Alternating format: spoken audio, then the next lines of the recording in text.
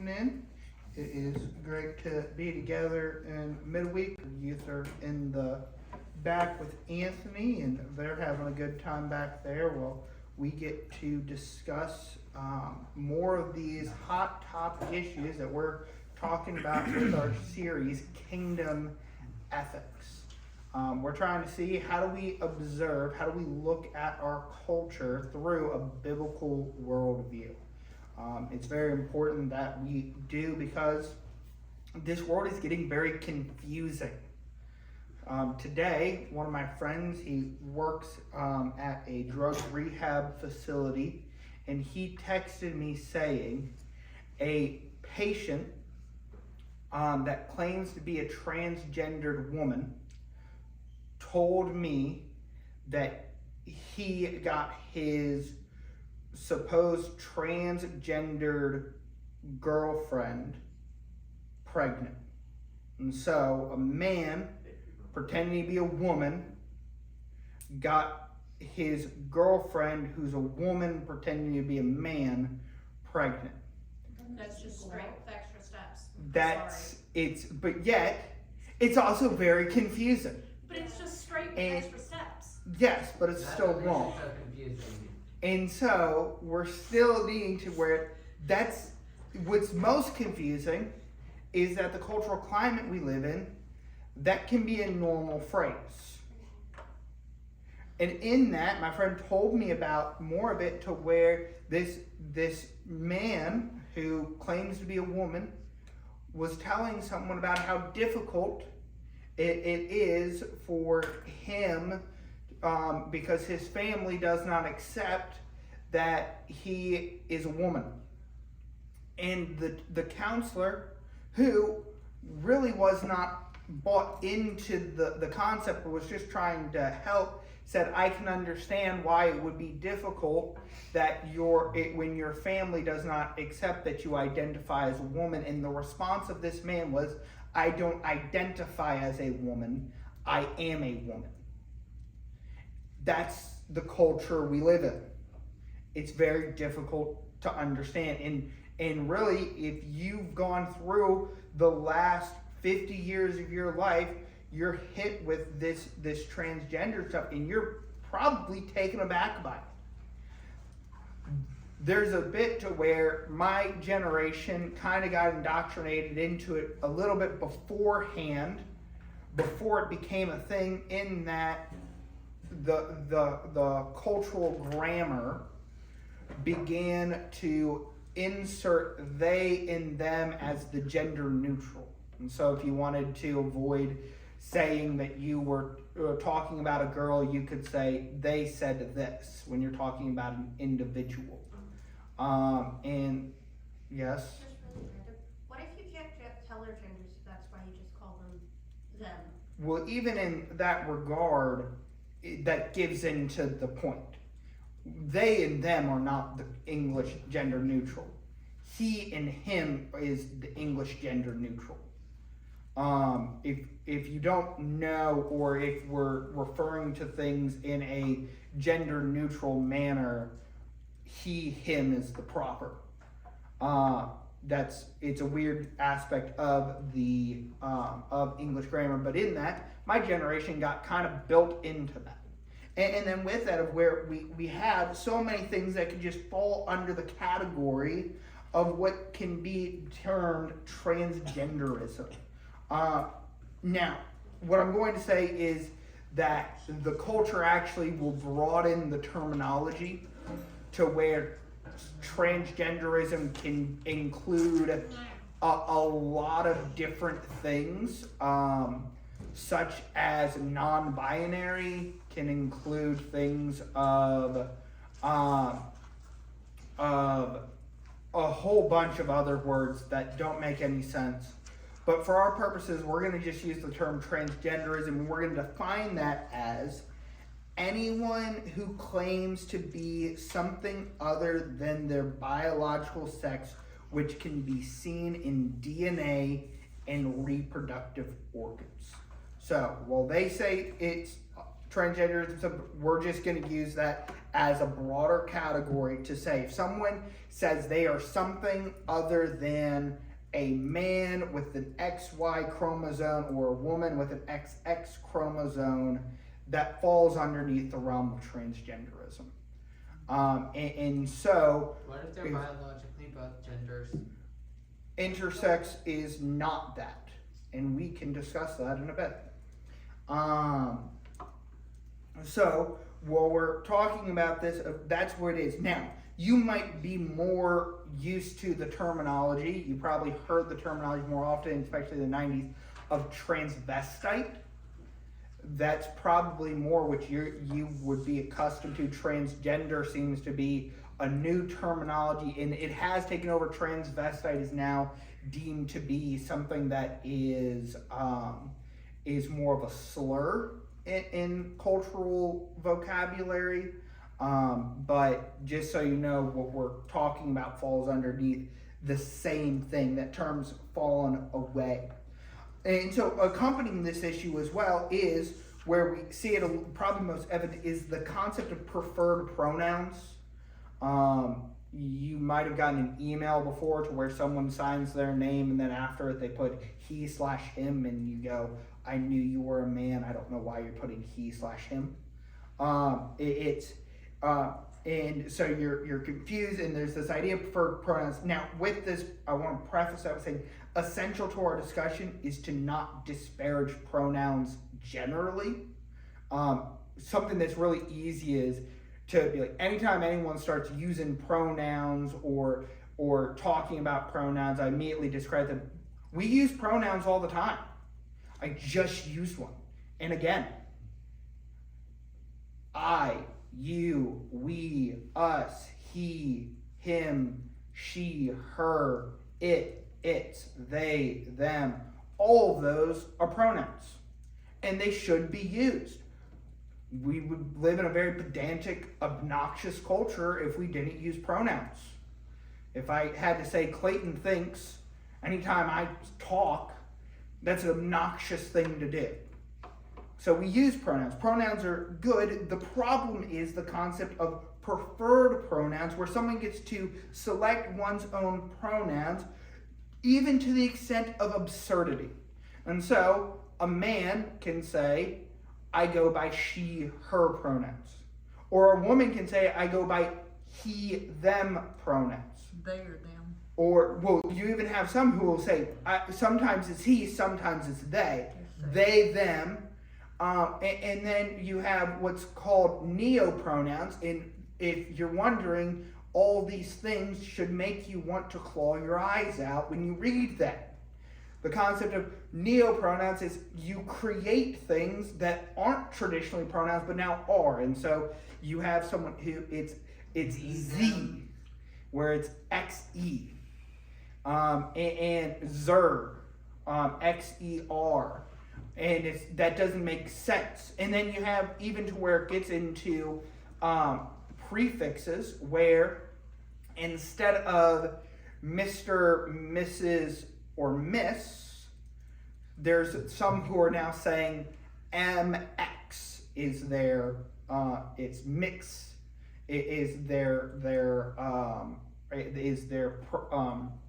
prefix, their title, and that's getting into schools where 5th grade teachers are saying, I'm not Mrs. or I'm not Miss, I'm Mix, MX, and all that. Just go with professor. No, we shouldn't go with professor. We should go with Mr. or Mrs. or Miss, because we already have that. And so we're going to talk a lot about why we shouldn't just give in to let's find a gender neutral. But we start with understanding these issues where we have these to where you have these neo-pronouns where they're made up third-person pronouns that an individual desires to be called. And so you sometimes have it to where someone will say, I'm a man, but I want to be called she. I'm a woman, but I want to be called he. You have people who will say Z, and then even more absurd concepts. And it really is, and I don't say this crassly, I say it because every now and then it's nice to be able to just not feel like you're an insane person and everyone else is sane. It's all absurd. It's not how language works. You can't just create pronouns. That's not a thing. It's not been a thing for a very long time, and all of a sudden we just have them. And so we don't have it. And so with this, all of this creates an unstable cultural environment. That's one of the biggest problems that we're facing, is to where there is an unstable cultural environment. Unlike the homosexual movement, transgenderism as an acceptable cultural movement is still in its infancy. It's trying to follow the same playbook that we talked about with the homosexual movement, but it's still in its infancy and is still developing. So we can go back to the 90s and we can see the initial homosexual movement in its acceptability. We're really in that infancy. There's been people over the last 20 years longer, but really you have the first flashpoint of it with Bruce Jenner saying that he's Caitlyn Jenner, he's named Woman of the Year. That's like probably the big flashpoint of, as a movement, it's starting to become acceptable. And right now we're in a tension point over it. Literally, politicians are getting elected to office based off of whether they'll say men are allowed in women's sports or not. And that's going both ways. There are states where there are certain places where liberals are moving towards conservatives to get elected on this issue, whereas conservatives are moving towards liberals to get elected on this issue. And so we have that there. In it, we currently have a representative from Delaware who's a man pretending to be a woman. And so it has not gotten to its cultural peak to where this is normal, this is acceptable, but we're still in its infancy to where it's starting to gain traction, but we don't know where it's going to go. It's still very difficult to see what's going to happen with the movement. And so in that, we really need to understand what is the underlying problem with transgenderism. We're dealing with so many, and it's normal with politics. You deal with all these symptoms. And so it's this fight of where it's men shouldn't be in women's sport. You heard of William Thomas, goes by a man pretending to be a woman, says his name is Lila Thomas, and is won records in women's swimming. That's like the biggest one that there is. And Riley Gaines, who's also a female swimmer, in college, she's become a very big name in it of we need to get men out of women's sports. And in that, what's being dealt with is a symptom. It's the symptom of something, but it doesn't actually deal with the root cause of it. And so we need to understand what is really the root cause of it, so that way we can actually understand it biblically and then understand the social problems with it. And that's that there is a metaphysical problem that must be addressed. Metaphysics is the conversation about reality. Is reality objective or subjective? Is this a podium? Is this a microphone? The kind of reality we as a culture accepts is what's going to determine that answer. The answer is always, this is a podium, this is a microphone. But what we say as a culture is going to depend on how do we understand reality. And so with it, this is where a distinction happens in the homosexual movement.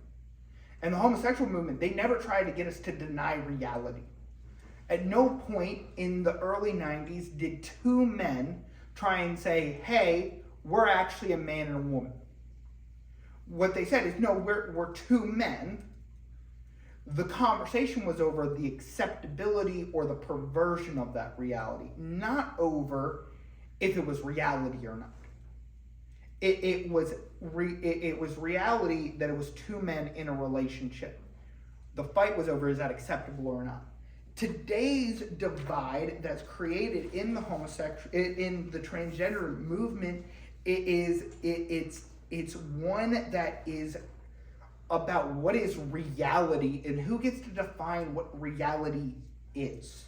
And so with the transgender movement, all of this falls under an attempt to redefine what reality is. And off the bat, you can hear the ridiculousness of that. You don't get to define reality. You get to accept it. That's it. Reality is reality. This is just, it just is. And it's one of the things where common sense says it just is. When a baby is born, it is a boy or it is a girl. There is no other option. There is no common sense thought that says this baby could be something else other than a boy or a girl. And yet we live in what is this, we actually get to control what reality is. Carl Trueman, in his book Strange New World, I would encourage reading that book if you have the ability to kind of wade through some boring concepts. But Carl Trueman's very astute in his observations. He refers to this as expressive individualism. Expressive individualism is a form of individual that claims that an individual has the freedom to do anything he wants. So an individual in expression can do anything you want. If you say that a person cannot do X, you are enslaving them. You are doing violence to them. It is a view that is the most absolute view of freedom. So expressive individuals, that this differs from what is individualism proper, which could also be called executive individualism, where an individual has the freedom to do anything within the bounds of God-created reality. So, expressive individualism, and this is the most absurd form of it. They haven't reached this form yet, but the most absurd form is I can fly, so I'm going to jump off a building and I will fly. Individual proper says I can't just fly just because of sheer willpower, but I can choose to not go up onto a roof and fall off of it. Like, that individualism is we have freedom to make choices, but in those choices, there is a confines. There is not absolute freedom. There's never been anything as absolute freedom. You can't, there's certain things that you can't do. You can't become a tree. It just doesn't work that way. And yet, expressive individualism says you can. If that's what you want, you can, and by saying that you are, you are. And so expressive individual claims that by sheer willpower, a person can be a different sex than the one with which he was born, or even completely remove his sex from him. Based off of just, I desire this, therefore it is. And I can change that desire later, and that changes reality. And that is okay. And so on top of this, it's not just a desire, it's not just a statement of self, it's a statement of everyone else must now accept the reality that I have just claimed. And so I could say that this podium is actually a purple elephant. This is a purple elephant, right? No. How dare you say that this isn't a purple elephant? I define purple. I define the reality that that this is a purple elephant, and you must accept. And that's the idea inside. It's more than just I'm off into a fairy tale world and as a kid playing make believe. It's I'm defining reality and you not letting me is doing violence to me. And so everyone has to accept this new reality. To the transgenderism movement, an individual has the right to define reality according to his wishes, and if another does not accept this reality, then he is committing violently. To use an illustration that we would accept, if I were to, if a person were to say that your life does not have value, they are denying reality, and when they murder you, they're denying the reality that your life has value. And we would say that that denial of reality is violence. That's what we do. When Jesus says, if you have hate in your heart, you've murdered that person, what he's saying is you're denying the reality that that person has value. And so in that, we accept that, yet they're taking that common sense basic concept and saying now, if you reject not objective reality, but my subjective reality, therefore you want me dead. And so we have this transgender movement where it will say, you have to use my preferred pronouns or I'm going to end up dead. And that's how high stakes this is. The transgender movement will claim that if we do not accept people, if we do not accept their defined reality, then we are killing them. That's the extent that this has gotten to. And that makes it so hard to where it's like playing Russian roulette in our culture. But they're killing themselves. And what they would say is that was a cultural problem. Culture didn't accept it. If culture accepted them, then they wouldn't kill themselves. And we're going to talk about that, why biblically we can understand that better in a little bit. So as we're trying to first understand it, it's just that this movement as a whole is where someone can redefine reality as they please. And a refusal to accept, they get to redefine reality. Now, a refusal to accept reality and instead to claim to redefine it makes it untenable to have conversations and debate. If I say this is a purple elephant, and the proof of this being a purple elephant is I said so, there's no debate. You can't have a conversation with that person. They talked about that in the movie called God's Not Dead. Sure. No, they did. We have both movies. I can pull them up here for you. And so, in that, the problem that exists there is, it's just, you can't have a conversation. It's like think about talking to a 5-year-old who really believes that their dog is talking to them. You can't have a conversation with that child. There's no logical way of doing it if the child has come up and said, I believe this. Yet what we can do is we can go, the child has an imagination, a child can have an imagination. But if the child actually believed that and for 20 years believed that, we would go, that's very problematic. But yet still, there is no way to actually talk about it. And so when reality is what someone determines to be, words lose meaning. Immediately I said this is a purple elephant, and Joel pointed out there's no such thing as a purple elephant. Yet this is a purple elephant, and therefore it does exist. Elephants can't be purple. But I just said it is. It's this problem though, to where we're trying to say to someone who's rejected reality already, that we're trying to say something can or can't be when it doesn't matter to them if it can or can't be. It's impossible to have a conversation. It's impossible to actually deal with it. So when the transgender movement claims that a man can identify as a woman or can claim to be a woman, and they can do that without ever defining what a woman is.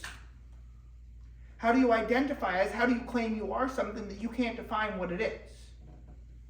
We would say, when asked the question, what is a woman? We would say a woman is someone who has XX chromosomes and female reproductive parts. That is a woman. Yet, the transgender movement, there's no definition of woman. A woman is what an individual says a woman is, and so someone could just claim it without anything that proves it. The second someone claims it, it becomes reality. And that reality is where you can't, there's not a tangible definition. And you can't, if you had tangible definitions in it, it would defeat the underlying assumption that an individual defines their own reality. So they don't want tangible definitions. They want to throw out the dictionary. You get to determine what words mean. Yeeted into the bonfire. You get to determine what a man is. You get to determine what a woman is. You get to determine what a book is. You get to determine what yelling is. You get to determine all these things to where all that is subjective. And an acceptance of expressive individualism will lead and has led to cultural schizophrenia. That's really where we're at. Our culture is schizophrenic when we're talking about these things. There is no reality. There is nothing, and it's a hallucination they're living in, that they're choosing to live in. And so the demand of the transgender movement is not that you must accept people how they are. And this is the big thing. The claim is you need to accept me how I am. And we would immediately empathize with that and go, I'm going to be accepted how I am. Everyone does. No one wants to be in a place where I'm a loud person. It's my nature. I'm just loud. I don't want to be in a place where every time I talk, someone shushes me. You have a personality trait that you go, there are some people who really don't like this personality trait about mine. And I don't want to be around them. I just want to be accepted for me. And the transgender movement takes that empathy and they go, that's all we're doing, but that's not what they're doing. They're not saying accept me for who I am. They're saying accept that there is no objective reality. It's not accept me for this person who has these personality traits. It's accept that my subjective reality is what is true reality, not objective reality that we can all agree on. And that's just untenable. The rejection of objective reality in favor of subjective reality does not change the nature of reality. So, I said that at the beginning, just because I say this is a purple elephant does not make it a purple elephant. At no point is this going to stand up, blow its trunk, and then leave. At no point are any of us worried about being crushed under the feet of this podium. Because it's not a purple elephant. But if we say that someone can have the subjective ability to say something is something that it is not, that's when we end up in a area where it's just going to be destroyed. What is real is real. What is not real is not real. That's so simple it sounds wrong. What is. It's the very basics of being. I think therefore I am. No. Kant is very wrong on that. I thought that was Rene Descartes. Descartes was then probably, I thought it was Kant. Either way, I think therefore I am is also wrong. We are not beings because we think. We are beings because we are. That's what God makes us. And God made the defining feature of reality is isness. That's not a word, but it kind of is. We just are. The person in a coma who's not thinking is. Like when we're talking about reality, and this is where it comes in, you naturally believe those things until someone tells you not to believe those. That's just, it's common sense. It's natural to us. It's just natural law that we just go, yes, this podium is. And in that, it is common sense and natural to go, a boy is a boy and a girl is a girl. And in that, even when we start using kind of, we say someone's a tomboy, where it's a boy, it's a girl who acts like a boy. We try and people will say, well, that's actually early roots of transgenderism, where rather what we're actually accepting is that a girl is a girl and a boy is a boy, and there are certain things that boys do and certain things that girls do typically, but not absolutely. So if a girl acts in a certain way that is boy-like, that's a personality trait, not a changing in essence. I like fixing cars. It's That's still- what that doesn't make me a dude. Still a girl, exactly. Yeah. And so in that, and it's the same way of a boy who likes baking, and yes, we are using things that are stereotypical in that way, but a boy who likes baking has not become a girl. There's an isness to things. And when we reject that, culture is destroyed. You can't have a conversation about anything at that point. And literally, that's the problem here. When you start breaking it down to where there is no definitions. When everyone gets to find their own reality in so many ways, what you then end up with is there's no ability to have a reasonable discourse. It separates us so far that it's, what's the point of having a conversation? I was evangelizing a Hindu one time. I was on a plane, I was in India. A lady was sitting next to me and I started talking to her about the gospel. And she agreed with everything that I said. And then she said, and I went, well, we believe God is one. I was like, well, we believe God is one as well. He's also 1,000. And there's thousands of gods. And it's like, in her mind, she was being more tolerant and accepting and saying, we're all right. And when everyone is right, it's just absurdity. Someone has to be wrong. People hate hearing that. And I've been told very often that means that I'm like, that's a mean person thing. Someone's wrong. If two people disagree, if two people disagree, either one is right, one is wrong, or both are wrong. But it can't be possible that both are right. If they are saying different things, they cannot both be right. It's just reality. And when we get into this space, when we're talking about transgenderism, this is much more destructive than just someone wants to pretend that they're something they're not. It's breaking at the very foundation of our culture of a shared acceptance of what reality is. And so the mind of those in the transgender movement, whether active participants who are saying that they're all of these things or supposed allies of it, is being willfully schizophrenic and a slave to a self-made hallucination. And there's no reason, there's no thought that it's when you start rejecting reality,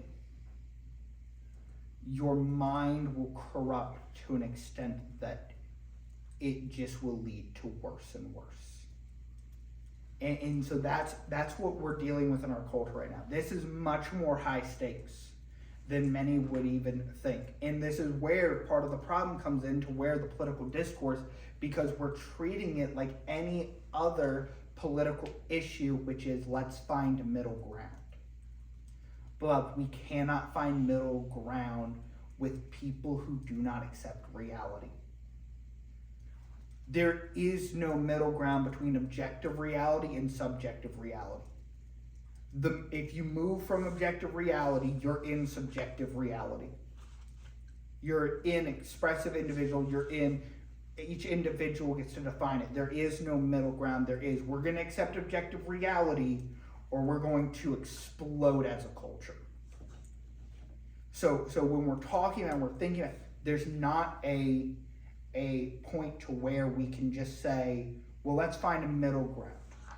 And when we do that, we're just going to end up in the subject, and that's where everything becomes make-believe. And it's honestly the breeding grounds for how socialism and communism take root. I mean, this is all a subject, but once you reject objective reality and you're in subjective reality, money doesn't have any actual value anymore. It doesn't mean anything, so everything can be free. And that's the socialist mindset. The communist mind, and so it's just all that, and it's just this rejection of objective reality. And once you accept, if you just say objective reality, things are, you actually have a tenable way to where we can disagree about the best way to deal with what is, instead of just arguing over what is. And so, in that, before we talk about biblically and socially what's going on, I want to talk about some poor responses to transgenderism. Now, again, this movement is in its infancy. So people are just throwing at, they're reacting. It's a terrible place to be when you're reacting to something, because the person who makes the first move gets to define the game. When you're reacting to something, you're immediately accepting something. And so when you have someone saying subjective reality is legitimate, and you go, okay, well, I'll play your game, and I'll say my subjective reality is just better than your subjective reality, we're just losing it. And that's what's happening, is to where Christians and conservatives have tried to make some moves, have tried to have responses to this movement that could be well-meaning, but they're very improper and poor. And so one response is what's called pronoun hospitality. Pronoun hospitality is when you use the preferred pronoun in name of a supposed transgender individual to avoid unnecessary offense. Pronoun hospitality could extend to allowing a man who identifies as a woman to use a woman's restroom or locker room and vice versa. The idea is not to accept the sinful claim, but rather to win someone to Christ and teach the person why transgenderism is wrong. So what you do is you interact with a transgender person. It's a man. His name used to be Mark, and now he goes by Tiffany. And so what you do, pronoun hospitality, is you call him Tiffany. And you, when someone comes up, you go, hey, I want you to meet Tiffany. She's a coworker of mine. You know that he's a man, and you know his name's Mark. But to avoid offense, you're going to go, I'm going to use pronoun hospitality. I'm going to, for the sake of not offending this person, and what Christians would say, for the sake of not having to, for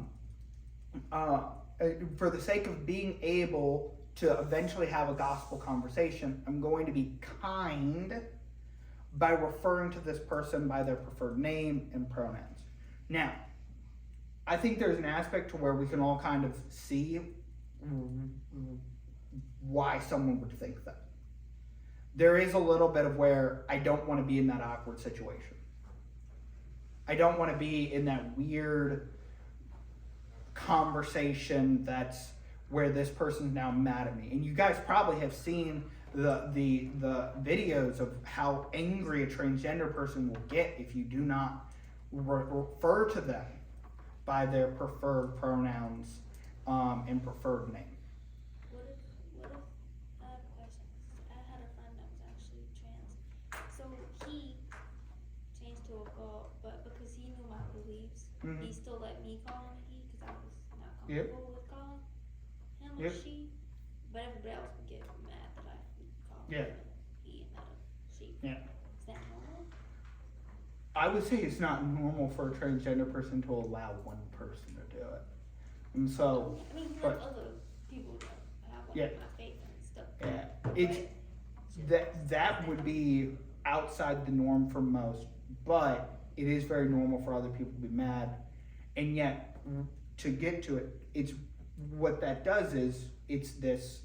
We need to have this shared psychosis somewhat, of where we're all just gonna accept that this is now reality, and we're put into this situation where it's literally sometimes you might even be worried someone's gonna hurt you, especially when it's a man pretending to be a woman.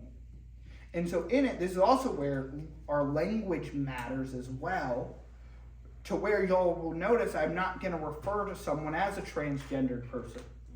I'm gonna say supposed, or I'm going to say a man pretending to be a woman. That's how we hold on to reality, is in that language. And so the reason why this is problematic, so in the situation of a friend, you could, well, if I offend him so much, he won't listen to me and won't hear the gospel. And then he'll never come out of it. So I'm gonna call him she for the time being, so that way I can do it. And then on the name change, well, I guess people change their name all the time, so I guess it's not that big of a deal to refer to Mark as Tiffany.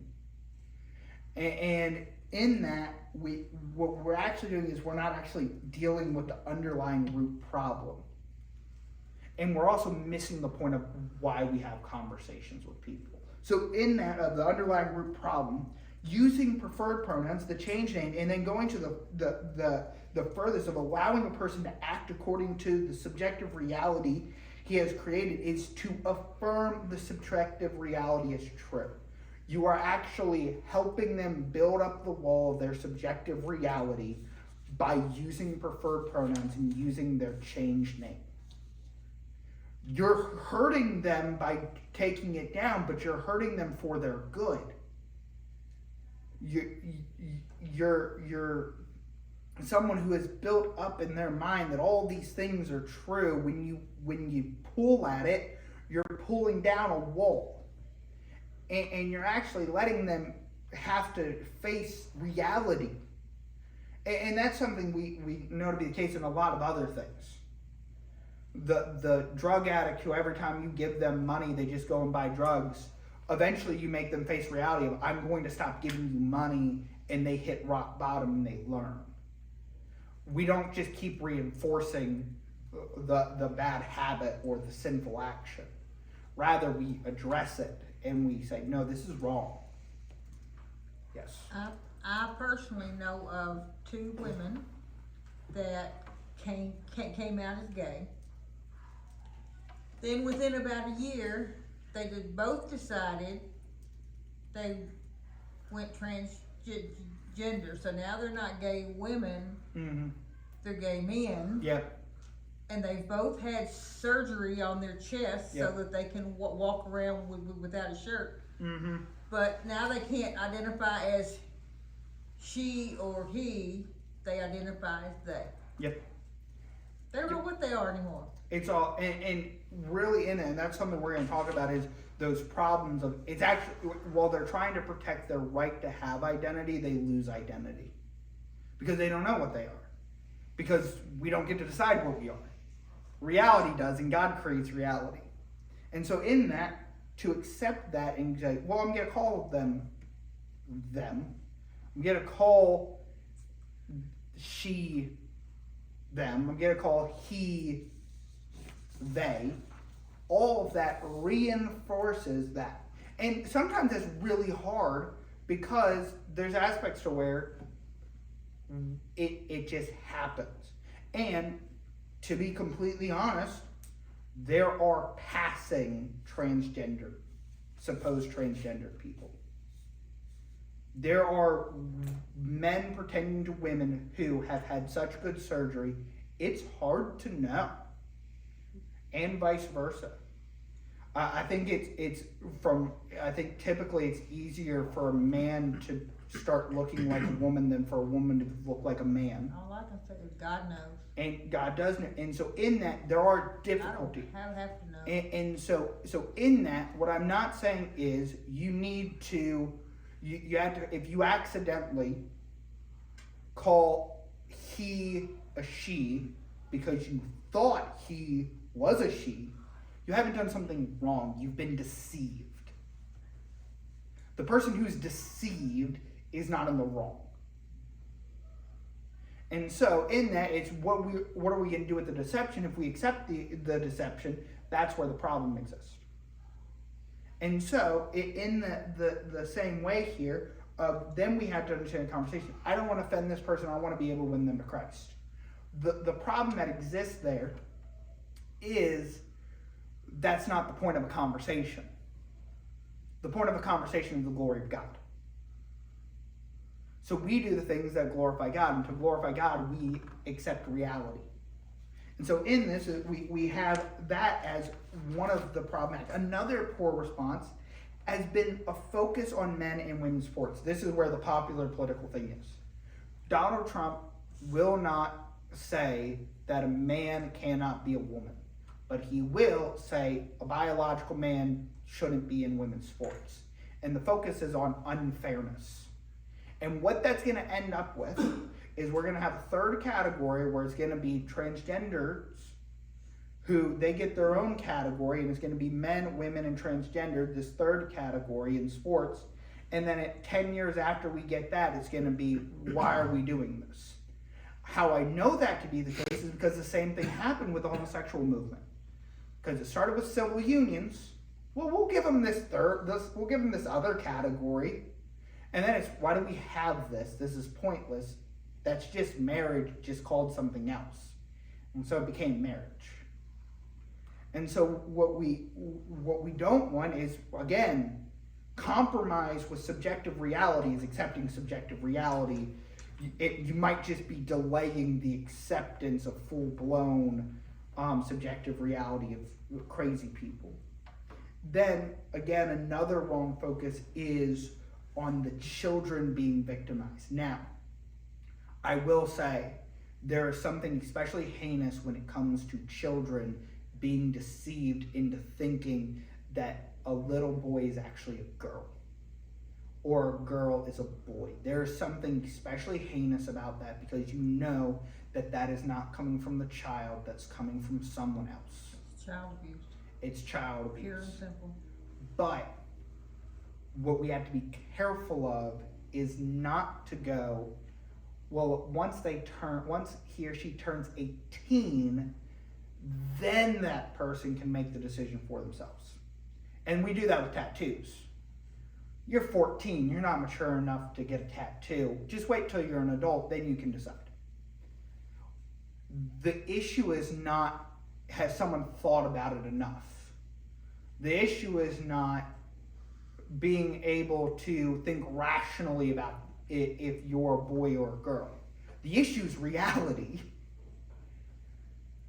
You can have a PhD with all the studies that you ever gone through, and you still cannot change reality that a boy is a boy and a girl is a girl. And so in trying to protect children, we can't just say, well, adults can make their own decisions, protect the children. It's like, no one can do this because no one can change reality.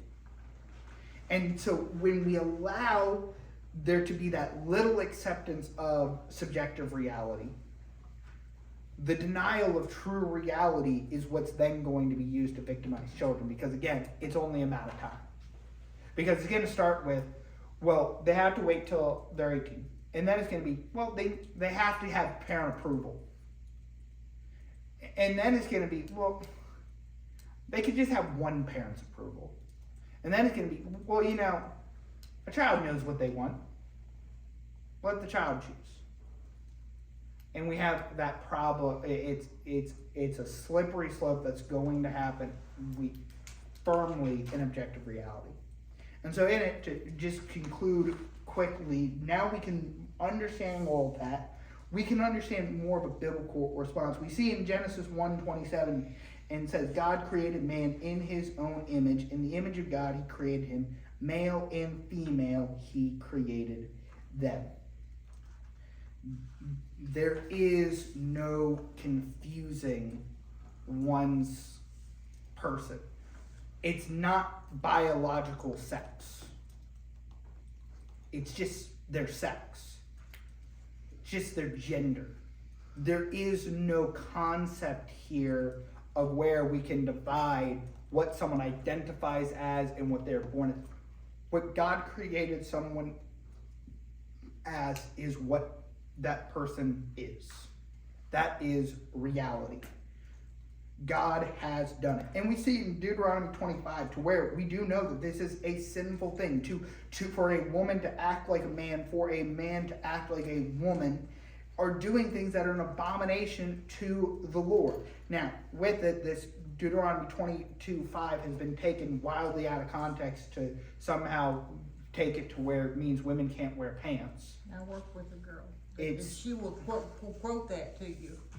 It's not what it's talking about. It's about the confusing of the sexes. Now, if a woman is dressing in a certain way that it is very masculine, where it is very difficult to know, that person is doing something sinful, especially if it's purposeful. Same way, men don't wear dresses. Now, the question of that becomes, well, what about, people will be like, well, what about kilts? And it's like, that's besides the point. Culture can define what is men's clothes and what is women's clothes. We should hold fast to the distinction. But in that distinction is there because God believes it matters. You can't just change reality around. It's divine order for someone to be created male and someone to be created female. And so in that, in the question of intersex, of what if someone's both, they're not. Someone is not both sexes. Well, they were born with both parts. Just because they're born with both parts does not mean they're both sexes. Biologically, there's been a mutation. And it's the question of what has been tagged on. Because intersex has the chromosome XXY. The question is, did the mutation happen to where the Y was added on or that the X was added on? I believe that the mutation, I haven't done the research enough, it's been a while since it, I believe the mutation is that an improper Y is added on. And so an intersex person is biologically a female with a mutation problem, with a genetic mutation, which is the cause of sin. But intersex proves the point of there is male and female, because when we talk about any other type of mutation, we don't all of a sudden create a third category. There are mutations where babies sometimes aren't born with one of their arms or any of them.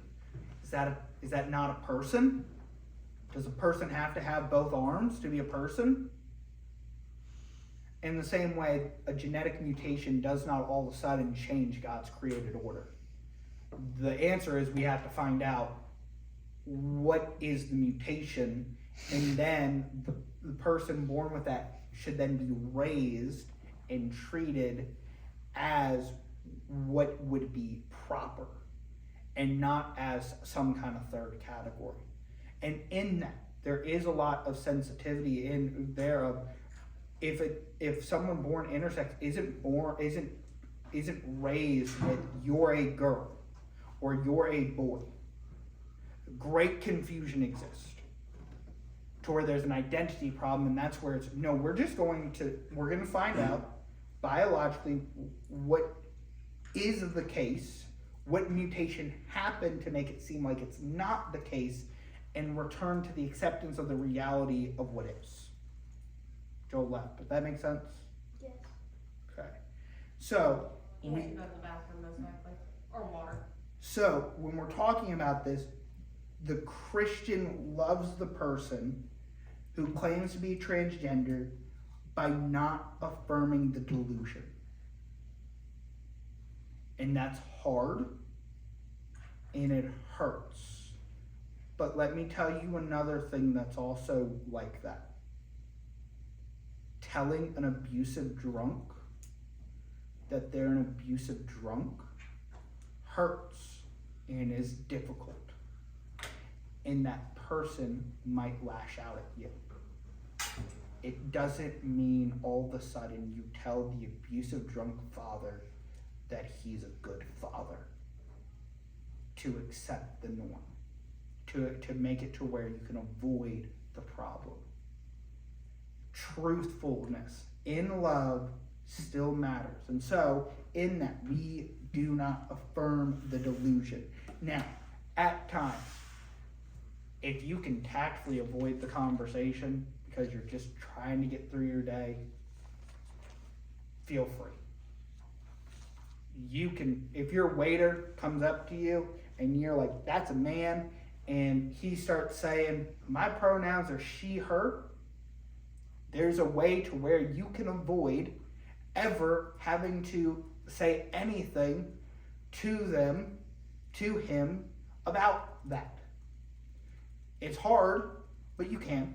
You can waive, you can avoid using any language like that. You can say you. Excuse me. All those things. I'm not saying that every time you're interacting with someone who claims to be transgender that you have to get into a fight. But what I am saying is if you get put into the corner to where you have to, affirm reality, not delusion.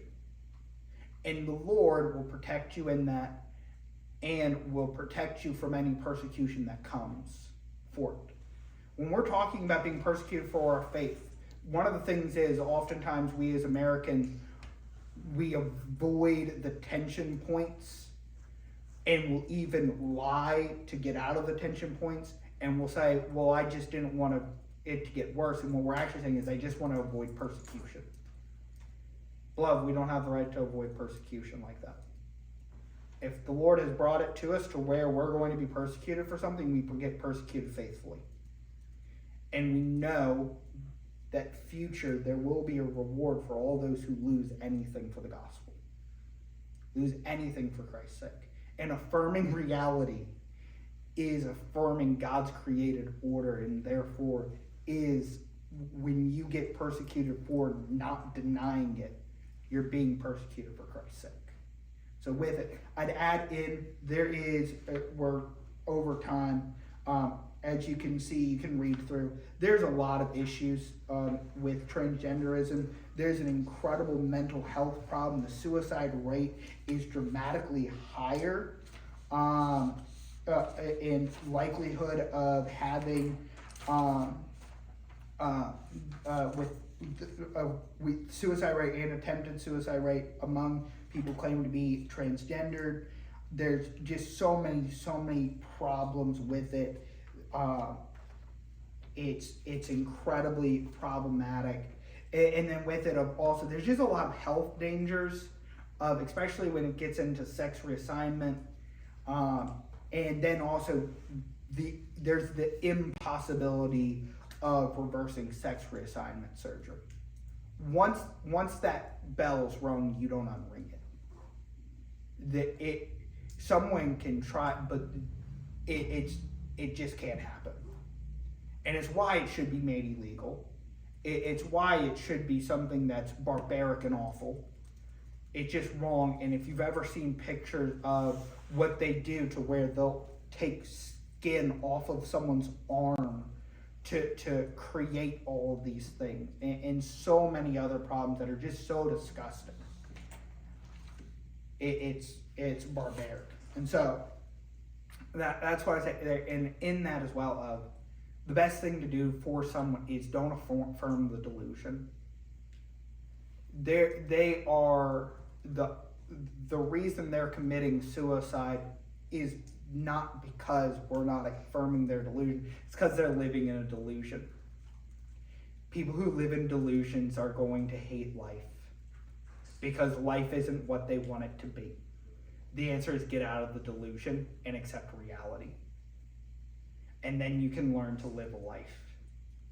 And this is where the hope of the gospel can come into someone's life and say, no, you don't have to suffer that way. And so, any questions on that? I just looked at what you just said. So, can a transgender be saved? Absolutely.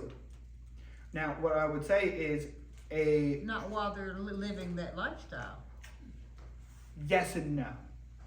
So what sin do we have to stop committing before we get saved? Scripture doesn't say any. We come to Christ first. Blaspheming the Lord. That's a whole different thing, and we don't have time for me to get into it. But no, I know we said. there is not the Scripture never says we have to stop committing a sin before we can get saved. And an easy thing to happen is we can go, well, their sin's worse than my sin. Anyone can come to know Christ at that moment. The reality of what happens is, though, is when a supposed transgender person accepts the gospel, with that they have to then accept reality of who they are. You cannot come to Jesus and say, you made me wrong. That's what lordship is. You can't come in to Jesus and say, hey, I want you, but I don't want all the other things about you. And so with it, the natural outcome is they'll stop living in the reality. Now, what is in their delusional reality? If a transgender person has gone through, if a supposed transgender person has gone through a surgery, they don't have to go and get the surgery undone. It's extremely expensive, and again, it's impossible. It's people are trying, but it's really not a thing. Most people die from that. A lot of people die from it. It's very dangerous. The first surgery is incredibly dangerous too. A lot of people die from that surgery Right. and get incredibly sick. I've seen videos where they skull. It's brutal. They have to take medicine to keep being. Yep. Or else they will die if they Yes. stop taking the medicine. And so in that, the answer then is the person has to go back to acting like their biological sex. So if a man has changed to become a woman, he needs to now wear men's clothes, go by his masculine name, his male name, and while he may not be, and then use the men's restroom and all those things, he didn't become a woman. At no point in time, no matter how many surgeries, he didn't become a woman. So he needs to act like the reality again, but that does come with certain consequences, just like any other sin does. And so with that, a transgender absolutely can be saved, but the outcome of that, you can't pretend to be a woman anymore, because what you're saying is God created me wrong, and you can't come to Christ and say, Christ, you're my Lord, except you created me wrong. That's not how that works. That makes sense? It does, but I mean, what if they choose, so you're saying if they don't choose to change their thought pattern or whatever, then they're really not safe? Yeah. Well, that's true of anyone. Let's put that into the category of a serial adulterer. You witness to someone and you come to him and you witness, share the gospel, and he went, yeah, I want that. And then you went, okay, that means you have to stop cheating on your wife. And he goes, no, I'm not going to do that. I'm going to keep cheating on her. That person's not saved. Struggling with sin and willfully doing it are very different things. If he has just this sinful habit in his life to where he falls into that sin again, mortifies him, it's different. So the person who's trying to, if there's still this internal struggle over it, I've acted like a woman for 20 years and now I'm having to act like a man again. This is so hard. That's normal. But if it's, no, I'm going to keep doing what I want to do.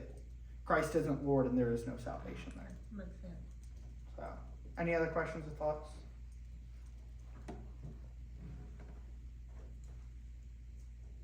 All right. This is a tough issue and it's going to get worse. And we're probably going to have to address it again on a Wednesday night or a Sunday night at some point.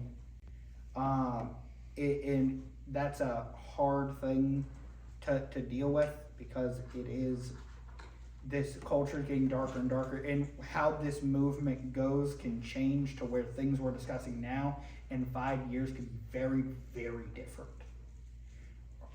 Right now we're discussing men and women's sports. 5 years from now we could be talking about, does a parent have the right to supposedly change the gender of their newborn baby? Who knows where this movement's going to go? And so in that we have to be vigilant and accept reality. That make sense? All right, let's go to the Lord in prayer. Father, thank you for this day. Thank you for all that you do. Thank you, Lord, that you are the creator of reality and we are to accept it. Not that accepting it creates the reality, but rather it's the only way we can function as people. Lord, I do ask that you would work in this nation, that you would bring to repentance those who are bringing in this perverse belief and perverse behavior. Lord, we need you. We don't need a politician. We need you to move. We love you, Lord, in your son's holy and precious name. Amen.